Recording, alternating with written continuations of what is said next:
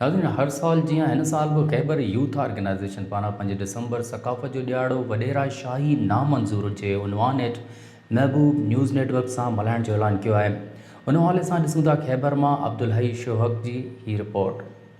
जी बिल्कुल, हिन वक्त असां सां गॾु मौजूद आहिनि खैबर यूथ ऑर्गेनाइज़ेशन जा नौजवान जेके सरदारी निज़ाम नामंज़ूर वॾेरा शाही नामंज़ूर उनवान हेठि 5 डिसंबर एकता जो ॾियारो खैबर शहर में भरपूर तरीक़े सां मल्हाइण जूं तयारियूं कयूं पियूं वञनि।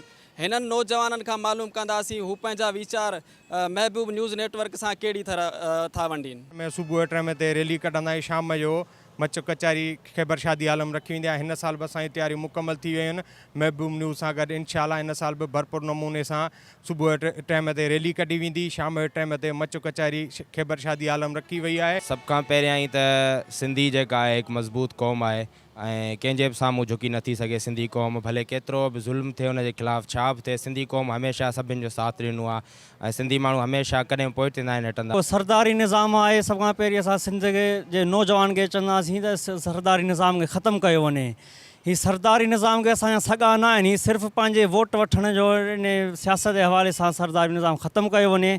कंहिं बि क़ौम जा जेके सरदार हूंदा आहिनि उहे उन क़ौम जी हिकिड़ी सुञाणप हूंदा आहिनि, पर असां वटि सिंध में अॼुकल्ह सरदारी निज़ाम जो हिकिड़ो ग़लति यूज़ कयो पियो वञे जंहिंजो कंहिंखे ॾोहारी नथो चयो सघिजे। इन कम जी फ़क़ति हिकिड़ी इन खे ख़तमु करण लाइ पाण महिनत करे सघूं था, जेका आहे तालीम।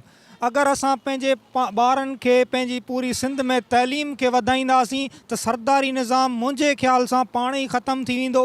जी बिल्कुलु, हिननि नौजवाननि जो इहो चवणो हो त असां 5 डिसंबर ते जेको उहो भरपूर तरीक़े सां मल्हाइण जूं तयारियूं कयूं आहिनि।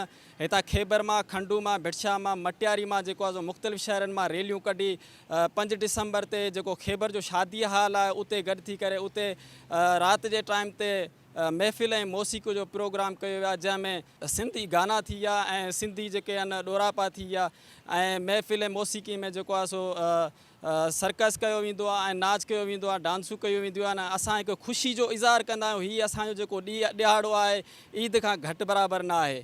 कैमरामैन अली हैदर मल्हाह सां गॾु अब्दुल हई शौक़, महबूब न्यूज़ नेटवर्क खैबर।